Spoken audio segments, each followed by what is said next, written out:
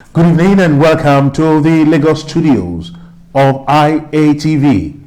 I am Adegboyega Labiro with the news. Governor Ogboyega Oyetola is calling on all political parties to join hands with his government to give Osun State the best. Oyetola was speaking shortly after his victory at the September 2018 governorship elections was reaffirmed by the Supreme Court.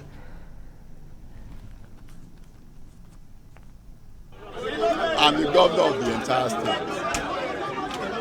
I extend my hand of fellowship to everybody. I'm governor of APC, PDP, all the parties. I expect everybody to come on board and let's ensure that we move our state to the next level. Of them is for them to have more trust in us. In a swift reaction, the victory threw residents of the state into wild jubilation on the streets of Osogbo. Of them is for them to have more trust in us and to believe that their vote is not lost. That we will do for them more than what we promised, and they should cooperate with us to deliver the dividends of democracy to them. It's a vindication of our position during the tribunal that you can't give what you don't have. Now that the battle has been fought and won, we are appealing to the governor that has won. We have congratulated him that he should be magnanimous in victory by making sure that he employs the best hand to move Osun State forward to continuity in terms of social development and infrastructure. Governor Oyetola also left the government house to join the people of the state in the celebration mood. The governor used the occasion to reach out to the people, especially the opposition party, to support his administration in the interest of Osun State. Meanwhile, candidate of the People's Democratic Party (PDP) in the 2018 Osun State governorship election, Senator Ademola Adeleke, has congratulated Governor Ogboyega Oyetola on his victory at the Supreme Court. Adeleke, in a statement by his spokesperson Olawale Rasheed, stated that his ambition to be the governor of Osun State was never a do-or-die affair. He said the Supreme Court's decision, regardless of his disagreement and disappointment with it, remained final. Adeleke was the governorship candidate of the PDP in the Osun State governorship election. Article via his verified Twitter handle said that those who think this is the end of the road for Senator Adeleke and the PDP in Osun are greatly mistaken, adding that the ruling marks the continued ascendancy of Senator Adeleke and his party in the hearts and minds of his people. The former vice president also said that the Supreme Court has ruled, and because of his judicial finality, the legal case is over. He called on the judiciary to reflect the feelings of the citizenry in their judgment. Former Vice Chancellor of the University of Lagos, Professor Oyenusi Ibidapo has joined the class of senior citizens as he celebrated his 70th birthday in Lagos in style. He began with a Thanksgiving and communion service held at the Archbishop Vannin Memorial Church Cathedral at Ikeja. The well-attended event was the celebration of an academic icon notable for his distinguished service to humanity. ITV's correspondent Folashade Ogunride was at the event.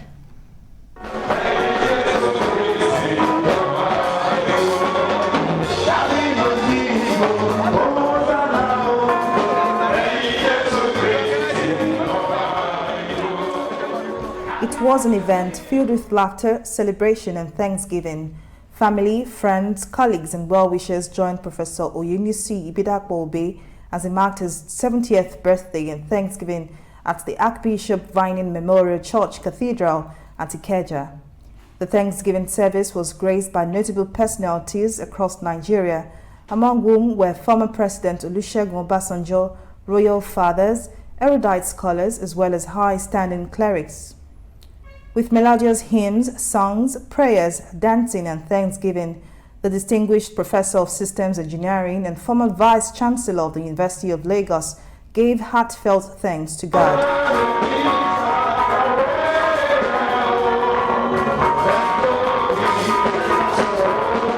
After the church service, friends, family and well-wishers joined the celebrant to capture the memory of the day.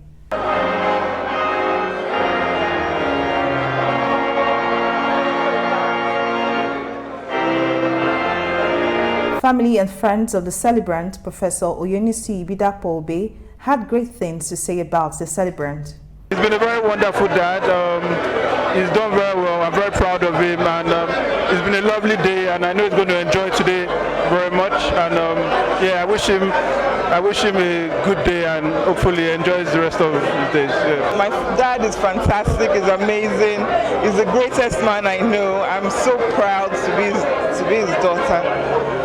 I wish him many more years in good health and wealth. My grandpa is nice, and I want to wish him a happy birthday for his 70th birthday. His achievements in academics over the years is still a big record for many people to be able to catch up with. So I feel proud of him. I congratulate him on this day of his 70th. We wish him long life and prosperity and more achievements. Life begins at 90. So we wish he's just 70. And we wish him more achievements. And he's loving, he's generous, he's a devout Christian. I wish him more strength, energy, and as he grows older, that he will age gracefully. Professor Oyunisi Ibidapo Obe, in an interview with IATV Lagos, expressed his joy and gratitude to God for grace to live for 7 decades. To God for preservation of life and for whatever He has given me that has made me happy, contented, and looking forward to do more for humanity. So I'm very grateful. It's an endowment.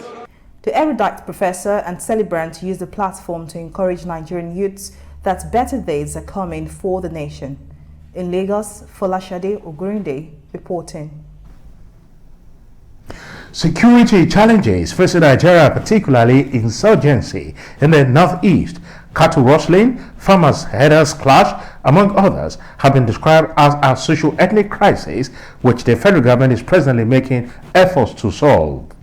Permanent Secretary of the Ministry of Justice, Nuratu Bata Garawa, made this known while commissioning an accommodation comprising three remodel blocks for married officers of the Nigerian Armed Forces Resettlement Center, Oshodi, Lagos. In his opening remark, Commandant of the Nigerian Armed Forces Resettlement Center, Air Vice Marshal Liman, while welcoming the Permanent Secretary to the Armed Forces Resettlement Center, Oshodi, said the accommodation facility as well as 16 other projects already commissioned in the center is geared towards providing quality training and preparing personnel of the Nigerian Air Force for reintegration into the civil life.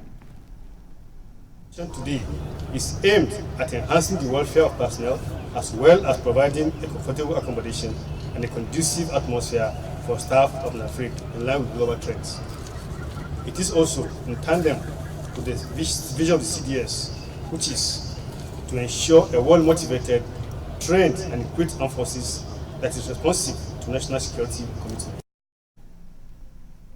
Permanent Secretary of the Ministry of Justice, Nuratu Bata Garawa, who was represented by the Director of Planning, Research and Strategies, Ministry of Defense, Benson Odama, applauded efforts put in place to complete the high-quality human development projects that will add value to men of the force and the general public.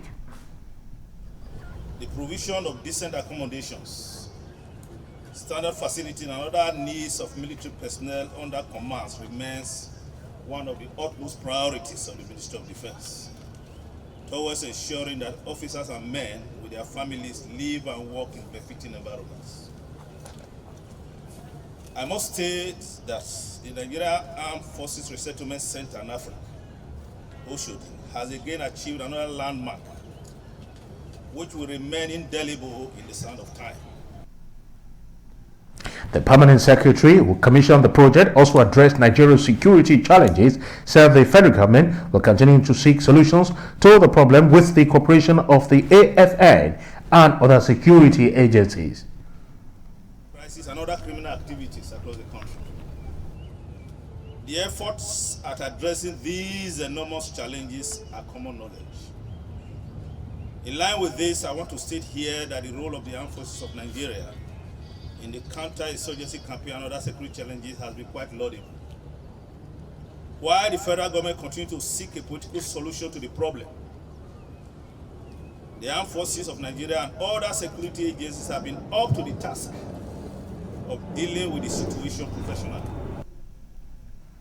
Highlight of the event is the presentation of a token to the Permanent Secretary, a tour around the newly renovated apartment, and a visit to the ongoing construction of a 1,000 seating capacity hall for military officers. Justice Nicholas Owebo of the Federal High Court in Lagos State has ordered the forfeiture of 2,149 pieces of jewelry and a customized gold iPhone valued at $40 million belonging to our former Minister of Petroleum Resources, Diziani Alison Madueke. The judge ordered that the item should be temporarily forfeited to the federal government. The forfeiture order followed an ex parte application moved earlier today by our lawyer Rotimi Oyedepo for the Economic and Financial Crimes Commission, EFCC. In the application, EFCC said that it found and recovered the jewelry and customized gold iPhone on the premises of the respondent, and it reasonably suspected that the former minister acquired them with proceeds of unlawful activities. The judge ordered the Anti-Graft Agency to publish the forfeiture order in the press and adjourn the case till the 23rd of August 2019 for further proceedings. The British High Commissioner to Nigeria, Katrina Laine, has met with Lagos State Governor Babajide Sanwo-Olu at the Lagos House, Alausa, Ikeja.